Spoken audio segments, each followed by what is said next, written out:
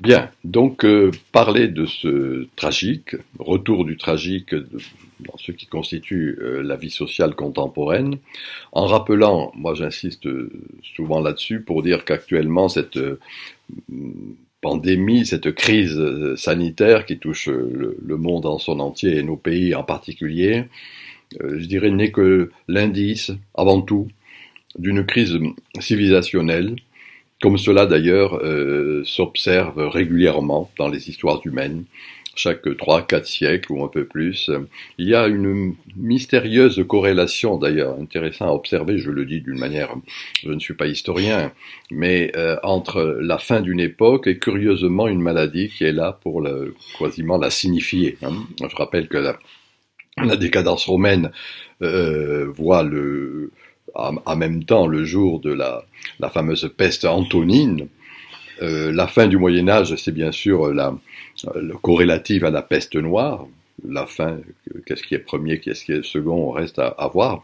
Ce qu'est après la réforme protestante, la guerre de 30 ans, avec les millions de morts, et une peste, là encore, une épidémie de peste ou l'épidémie du typhus, montre bien qu'il y a un rapport, je dis bien un peu mystérieux, quasiment mystique, entre une crise sanitaire et une crise civilisationnelle. Voilà.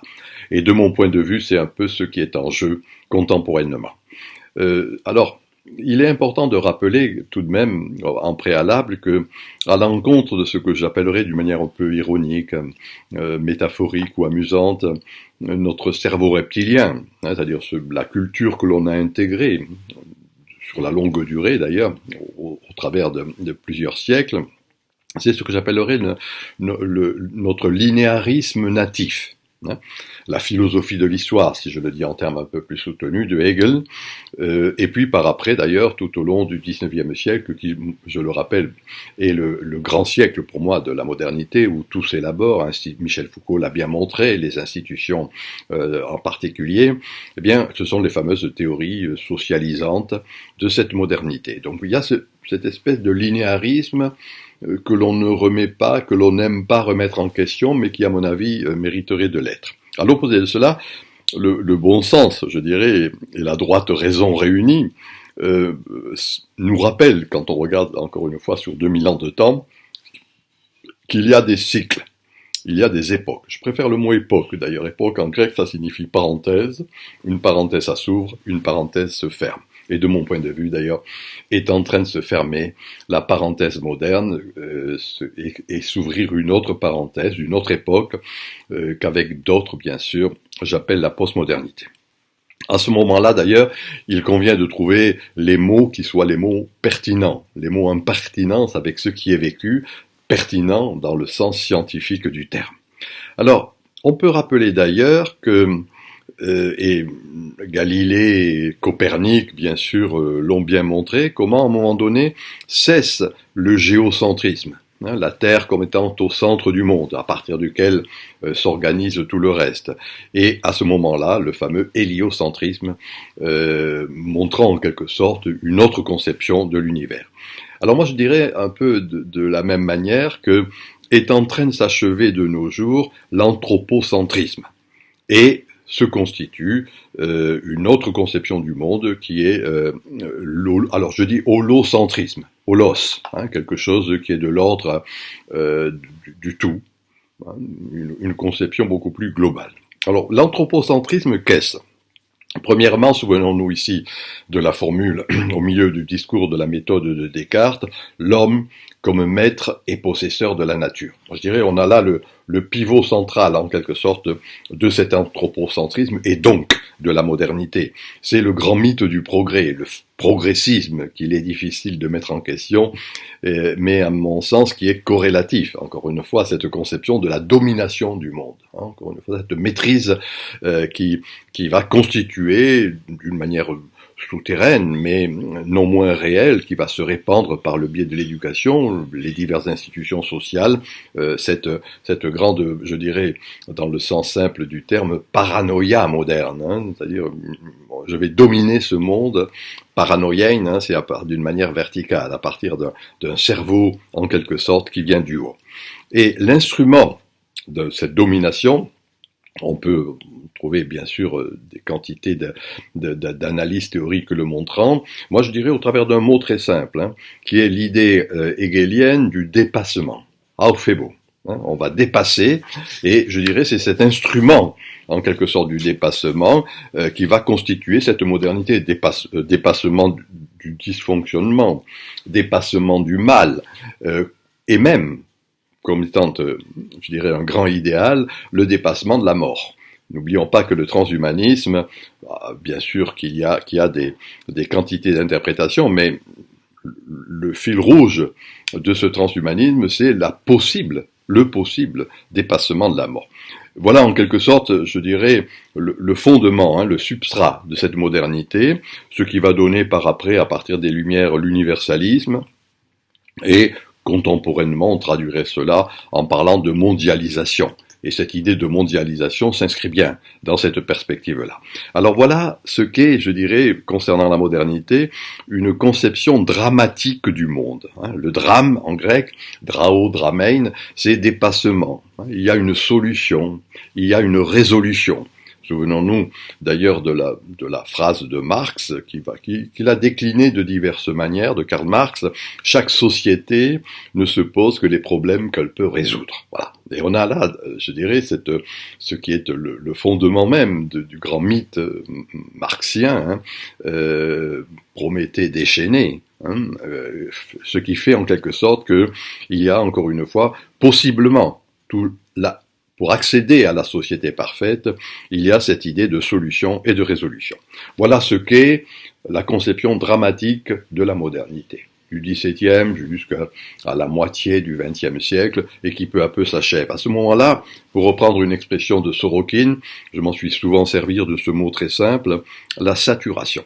Donc saturation que nous vivons actuellement, de cet anthroposophisme, de cet anthropocentrisme, et je pense qu'il faut maintenir ces deux termes, et saturation qui va s'exprimer, je ne dis pas que ça en soit la cause, mais qui va s'exprimer dans cette crise sanitaire et crise civilisationnelle. Et à partir de là, l'émergence que nous sommes en train de vivre, difficile d'ailleurs à penser, de cet holocentrisme, holisme, c'est-à-dire en quelque sorte quelque chose qui va mettre l'accent sur la complexité des choses, et non pas simplement sur cette idée de maîtrise, telle que je l'ai dit il y a un instant, et de domination du monde. Alors, on pourra trouver, il faudra l'analyser, dans les décennies à venir, il faudra bien évidemment penser ce glissement en train de s'opérer, civilisationnel en train de s'opérer. Moi je dirais le retour de la frontière, le retour de la limite, un mot de la logique, moi qui m'intéresse beaucoup, c'est en latin déterminatio. La détermination.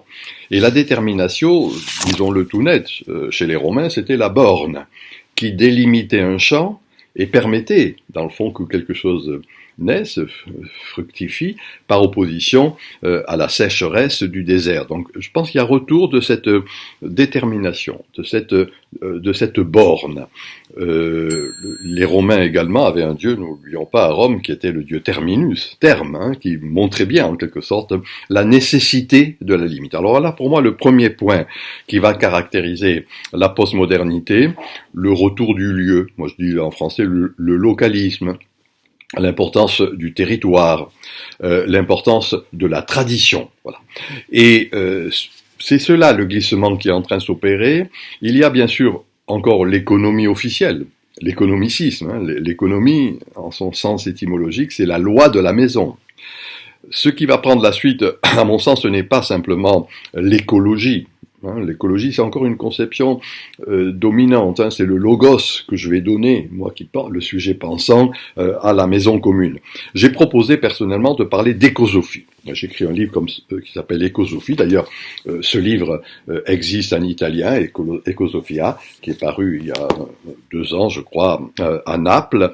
Et cette écosophie, c'est tout simplement la sagesse de la maison commune.